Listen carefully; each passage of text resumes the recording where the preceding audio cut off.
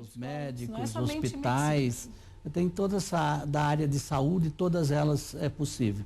Na área da educação também pode, mas aí ela tem um limite, 2.708,94. Então, se você gastar mais, você informa o quanto você gastou, mas para abatimento vai até 2.708,94 por dependente. E a mesma coisa também os valores, a dedução para o dependente em si, também está limitada a 1.730,40.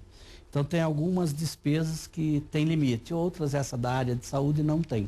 Certo. E essa de educação também não vale para cursos de língua estrangeira, por exemplo? Não, é só para cursos regulares, desde do pré até a universidade, até a especialização, mas sempre em cursos regulares, certo? E a pessoa que tiver, de repente, feito uma declaração errada, agora parece que tem uma multa também em relação a essas deduções, não é, Virgínia?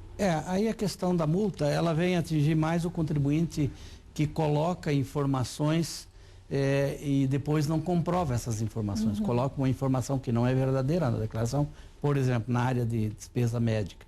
Ele coloca um pagamento que ele efetivamente não realizou. Então ele vai ter uma multa, a partir desse ano, isso já está valendo, de 75% do valor que ele informar indevidamente lá, sem a devida comprovação. Certo, daqui a pouquinho a gente continua a nossa discussão. E você, qual é a sua dúvida com relação ao Imposto de Renda 2010? Você também pode e deve participar do nosso programa. Mande a sua dúvida ou comentário para 0800 643 7555 ou para o e-mail com a palavra @rtve.pr.gov.br. A gente vai para um breve intervalo e volta já.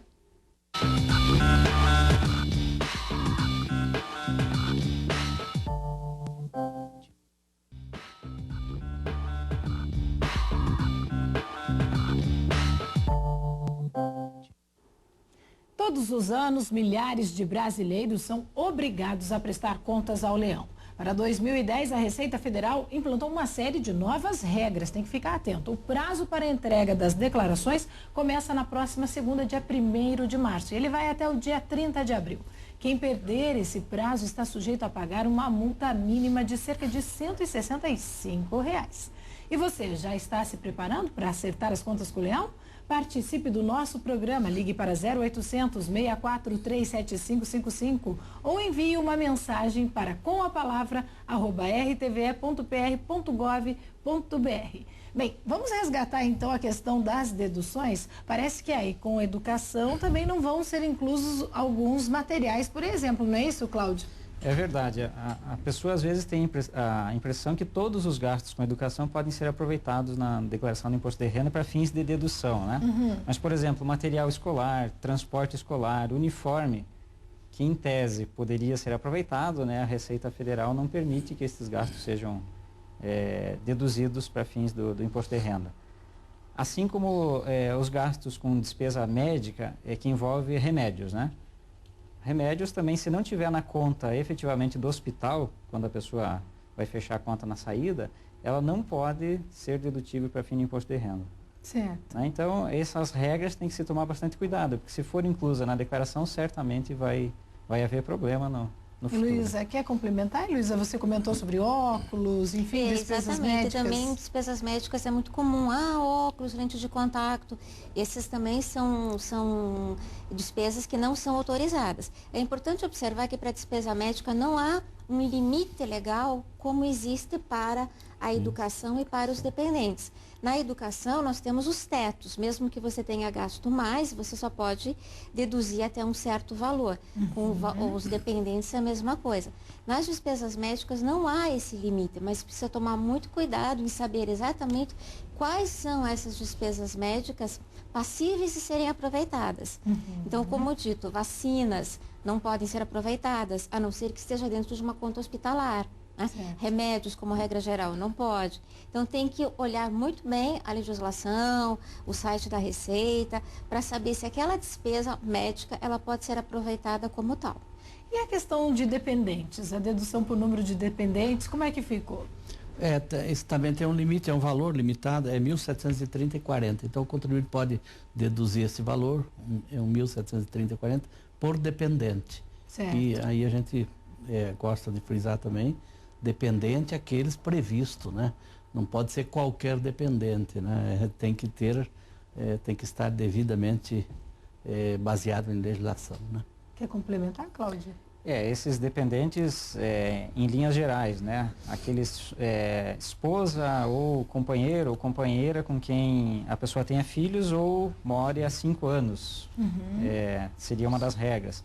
Filhos, enteados de até 21 anos são dependentes e se estiverem cursando ensino superior ou nível técnico, pode-se estender esse prazo até 24 anos. Certo.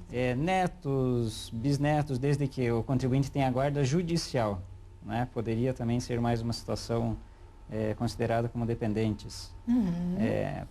Pais, avós, que de repente o contribuinte ele efetivamente também gasta com essas pessoas e que elas não têm um rendimento próprio, ou mesmo que tenham, desde que elas incluam na declaração do contribuinte, também pode ser considerado como dependente. São algumas regras, né?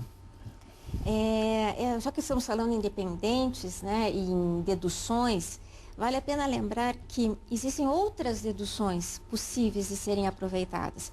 E essas deduções, quando nós falamos, são deduções da base de cálculo do imposto, ou seja, são valores que a Receita permite que se deduzam quando você está fazendo a apuração do imposto devido.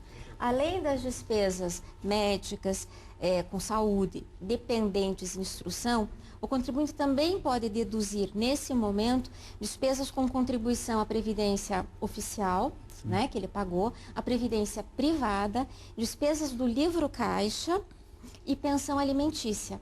Então, essas são todas as deduções, como regra geral, que se permite da apuração do imposto. Aí chega-se ao valor do imposto devido. Do valor do imposto devido, também são permitidos 2 tipos de dedução do valor do imposto devido, que são situações mais difíceis de acontecer, mais raras, mas que o contribuinte também deve estar atento.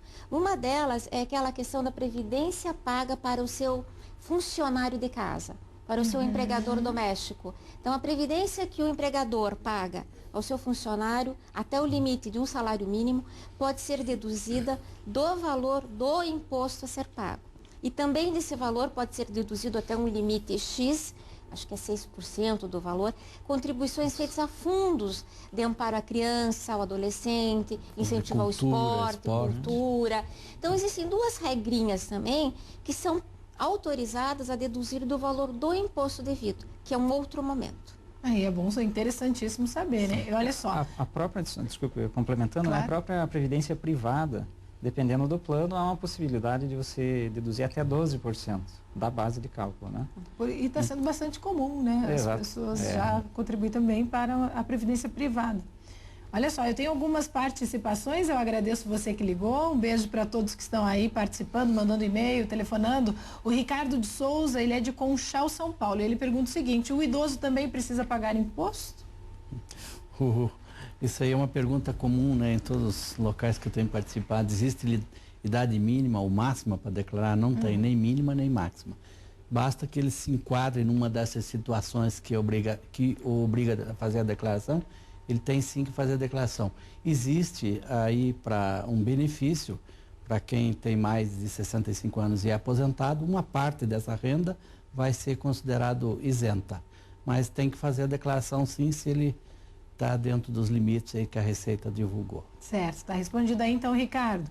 O Ari de Souza, ele é de Cajati, São Paulo, e ele diz o seguinte: qual é o salário que uma pessoa precisa ter para pagar o imposto de renda? Há um valor que seja considerado o limite para pagar ou não o imposto? Bom, esse valor é o limite mínimo aqui é o 17.215,08. Anual. Teoricamente, se ele ganhou mais do que isso aí, a fonte pagadora já fez o desconto na fonte disso aí. Então, este é o limite mínimo para este ano de 2000 e nós estamos falando em 2010, base 9, né? Agora, o que está ocorrendo agora em 2010, o valor é um pouquinho, 4,5% maior. Não existe mais declaração de isento, né? Não, a declaração de isento foi extinta lá em 2008, então se esse contribuinte teve essa renda superior a 17.215,08, ele tem que fazer a declaração.